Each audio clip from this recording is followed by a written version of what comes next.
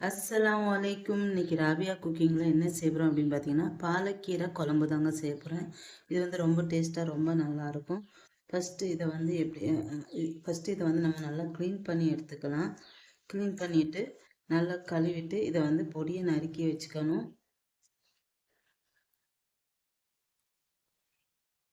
பாருங்கள், இந்த மாதிரி காம்பு வரும்.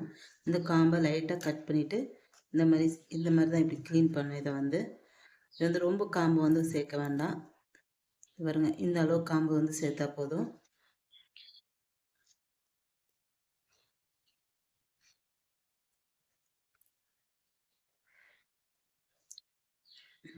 இப்போ பாருங்க, கீரையெல்லாம் நல்லா க்ளீன் பண்ணி இந்த மாதிரி நல்லா பொடியாக நறுக்கி எடுத்து வச்சுக்கிட்டேன். ஃபர்ஸ்ட் வந்து கீரையை வந்து கழுவிட்டு தான் அதுக்கப்புறம் கட் பண்ணணும். நிறைய பேர் வந்து கட் பண்ணிட்டு கழுவுறாங்க. அந்த மாதிரி செய்யவே கூடாது. நல்லா கழுவிட்டு அதுக்கப்புறம் கட் பண்ணி எடுத்துக்கணும்.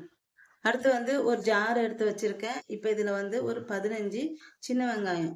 கீரை கட்டு வந்து பெரிய கட்டாக ஒரு கட்டு வந்து நான் எடுத்திருக்கேன். அதுக்கு தான் இந்த மசாலா வந்து ஒரு 15 சின்ன வெங்காயம் எடுத்துக்கோங்க. அடுத்து வந்து ஒரு 10 பல்லு பூண்டு வந்து எடுத்துக்கிறேன். இதையும் இந்த ஜார்ல சேர்த்துருக்கேன்.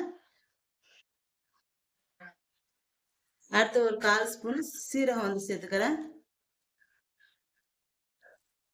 அடுத்து ஒரு 1/4 ஸ்பூன் மஞ்சத்தூள் வந்து சேர்த்துக்கிறேன். அடுத்து ஒரு ஒரு ஒரு ஸ்பூன் மிளகாத்தூள் வந்து சேர்த்துக்கிறேன். அடுத்து வந்து ஒரு ஸ்பூன் மல்லித்தூள் வந்து சேர்த்துக்கிறேன். இப்போ இது எல்லாத்தையும் நல்லா நைஸா அரைச்சி எடுத்துக்கிறேன். பாருங்க, இப்போ இது நல்லா நைஸா அரைச்சி எடுத்தாச்சு. இப்போ இது எல்லாத்தையும் எப்படி செய்யறது அப்படி சொல்லிட்டு பார்க்கலாம். இப்போ ஒரு மண் பாத்திரம் வச்சிருக்கேன். இது நல்லா காஞ்சதுக்கு அப்புறம் ஒரு 2 ஸ்பூன் எண்ணெய் வந்து ஊற்றிருக்கேன். இப்போ இந்த எண்ணெய் காயட்டும். எண்ணெய் காஞ்சதுக்கு அப்புறம் ஒரு 1/2 ஸ்பூன் கடுகு சேர்த்துக்கிறேன்.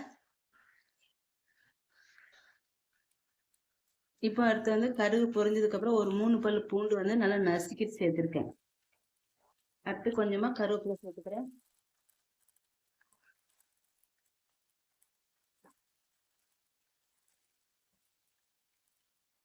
அடுத்து இந்த பூண்டு எல்லாம் நல்லா பொரிஞ்சதுக்கு அப்புறம் இதுல அரைச்சு வச்சிருக்க மசாலா வந்து சேர்த்துக்கிறேன்.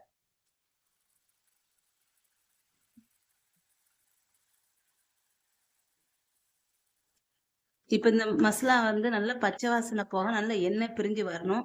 இப்போ இதுல தேவையான அளவு உப்பு வந்து சேர்த்துக்கிறேன்.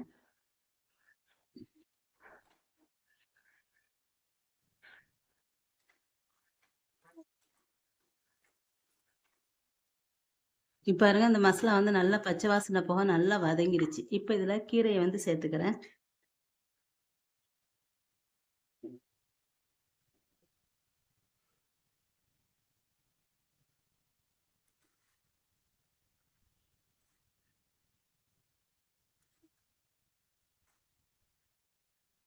இப்போ இது கீரையை சேர்த்துட்டு ஒரு நிமிஷம் வரைக்கும் இந்த கீரையை வந்து தண்ணியெல்லாம் ஊற்ற வேண்டாம். அந்த மாதிரியே வதக்கிக்கணும்.